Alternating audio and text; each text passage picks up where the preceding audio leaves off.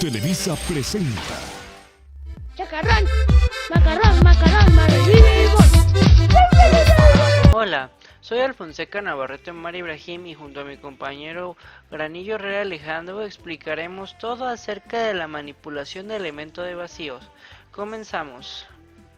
Ahora entraremos a otra rama de la neumática. En cuanto a componentes estamos hablando. Un elemento de vacío neumática es un dispositivo que se utiliza para generar y mantener un vacío o una presión negativa en un sistema neumático. A diferencia de los elementos que vimos previamente como las válvulas o los cilindros, estos trabajan con aire comprimido, que es presión positiva. Los elementos de vacío operan con presiones por debajo de la presión atmosférica y se utilizan para una serie de tareas diferentes, como lo vimos con los cilindros. En este caso, los elementos de vacío sirven para sujetar objetos, aspirar líquidos o gases, o transportar materiales a granel, entre otros. Empezaremos a describir los tipos de elementos de vacío que podemos encontrar. Cabe destacar que estos son muy diferentes entre sí. No hay como algo parecido que vimos, por ejemplo, en los cilindros o en las válvulas, que a pesar de que cambiaban sus funcionalidades, seguían casi siempre los mismos procesos. En este caso, varían entre sí los tipos de elementos que vamos a ver. Empezamos con las bombas de vacío. Las bombas de vacío son dispositivos para eliminar el aire y crear un ambiente con presión negativa, es decir, un vacío en una cámara o en un sistema donde se requiera.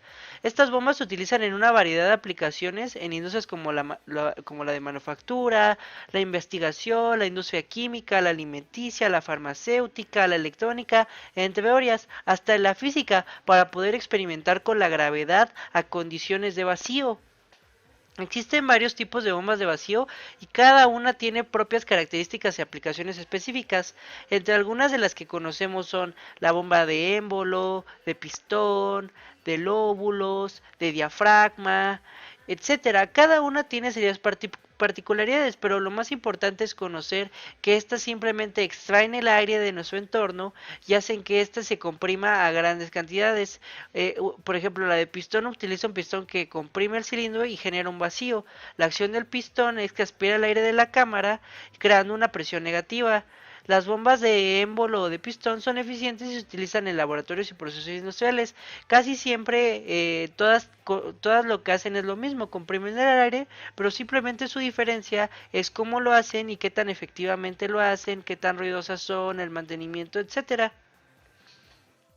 Continuamos con el eyector neumático. A menudo también se le conoce como eyector de vacío o venturi.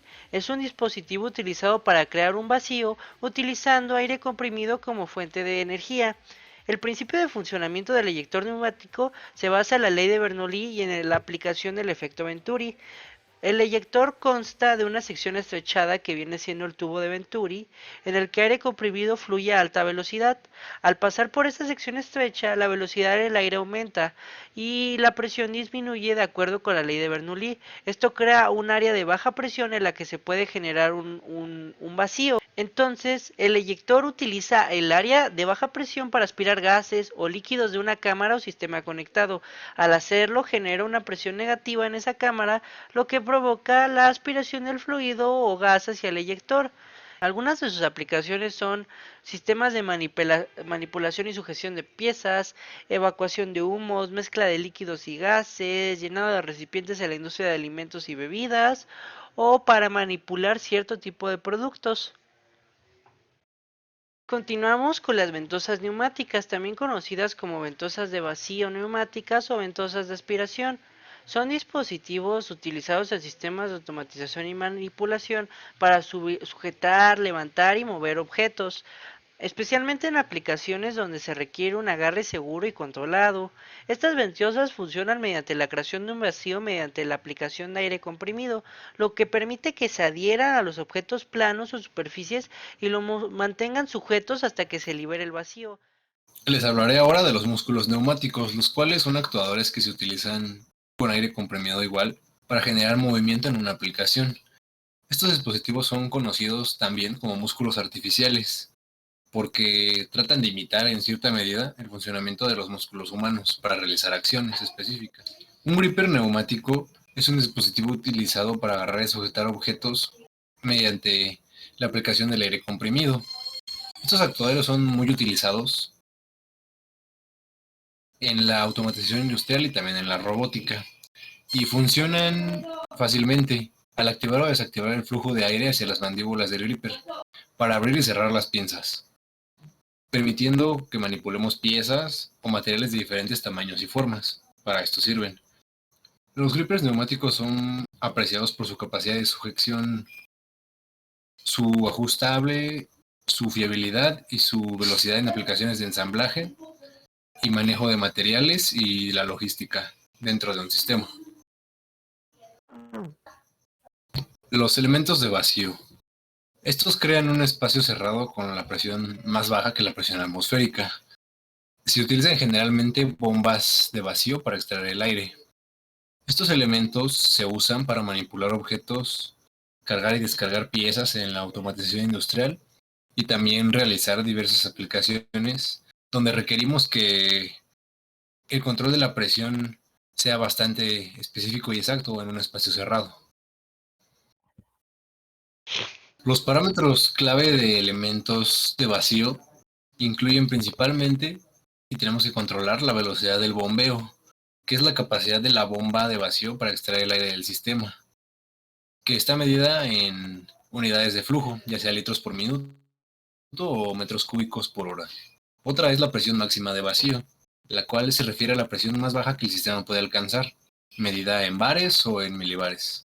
La eficiencia energética. Esta es la capacidad de la bomba para realizar su trabajo de manera eficiente en términos de la energía que consume. Y finalmente, la resistencia de esta a las sustancias corrosivas. Se refiere a la capacidad de la bomba y de los demás componentes para resistir la exposición a gases o materiales corrosivos que puedan infiltrarse en el sistema y puedan ocurrir durante el proceso de vacío. Los criterios de selección que debemos tener en cuenta al elegir un elemento de vacío es primero el tipo de aplicación para el que lo queremos, es decir, qué tipo de manipulación queremos, ya sea agarre, transporte o levantamiento.